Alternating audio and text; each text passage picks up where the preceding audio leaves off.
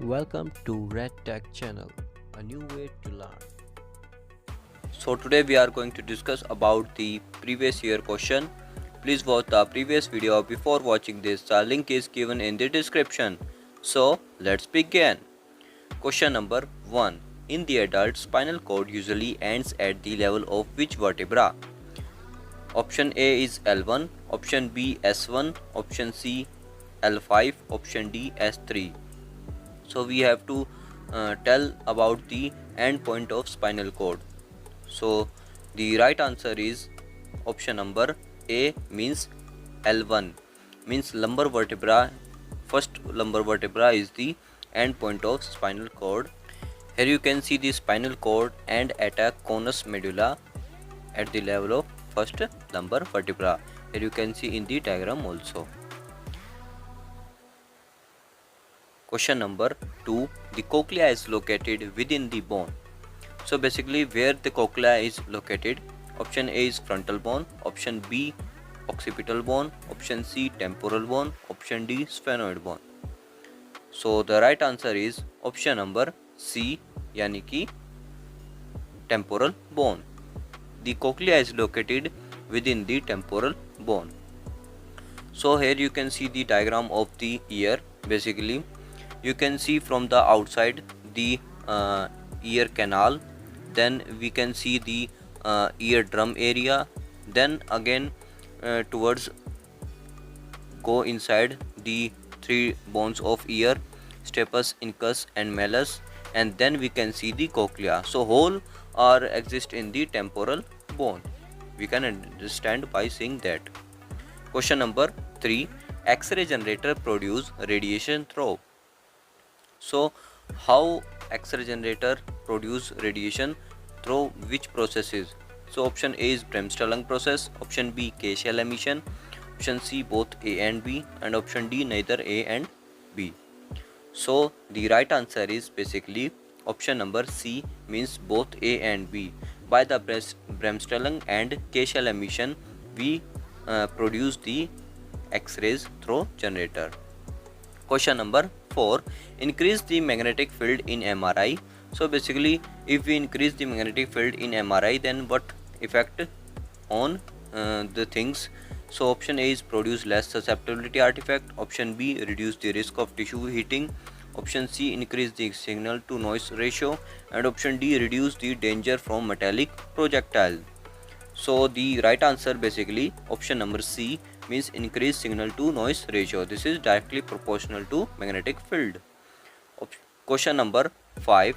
Newton's inverse square law is useful in radiography because it indicates how the radiation intensity is affected by. So option A is radioactive decay, option B distance from the source, and option C size of the source, and option D none of the above. So we have to tell about the relation of Newton's inverse law in the radiography. So basically the intensity is inversely proportional to the distance from the source. So option B is correct answer. As we know that the square of the distance is inversely proportional to the intensity of the X-ray. As we go through the more distance X-ray, the radiation to the patient is come less. So question number 6. Increasing the number of row in MDCT principally allow for. MDCT means multi-detector CT. So option A is greater spatial resolution, option B greater temporal resolution, option C greater axial coverage, option D greater contrast resolution. So the right answer will be option number C, greater axial coverage. Question number 7. The spatial resolution of an imaging system is most directly related to. Option A is visibility of large low contrast object, option B visibility of noisy images, option C visibility of soft tissues, option D visibility of anatomical details. So the right answer will be option number D, visibility of anatomical details, means spatial resolution of an imaging basically directly to the visibility of anatomical details. So we understand this also. Question number 8.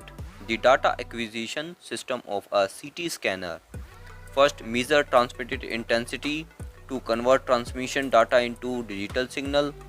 3. Sends the digital information to the central processing unit. So option A is 1 only, option 2 is 2 only, option C 1 and 3, and option D first, second and third. So data acquisition system of a CT scanner. So the right answer will be option number A, means 1 only. Basically, data acquisition measure the transmitted intensity, then after transfer or collecting the raw data. Question number 9. The most appropriate instrument for measuring the scattered X-ray exposure from a patient is? So most appropriate instrument for scattered exposure. First is option number A, Geiger counter, option B, large ionization chamber, option C, small ionization chamber, option D, scintillation detector. So the right answer is most appropriate instrument is basically option number B, large ionization chamber, which basically measure the scatter radiation which is X-ray exposure from the patient. Question number 10. The main component of radiographic noise is? Option A, structure model, option B, quantum model, option C, random model, and option D, graininess. So the right answer is option number B, means quantum model. Quantum model basically the radiographic noise in the radiographic image, you can say that also.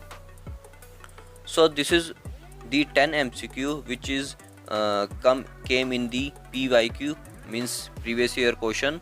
So I discussed the 10 question. I hope you clear out all the points. So that's all for this video. Do subscribe if you like, and thanks for watching.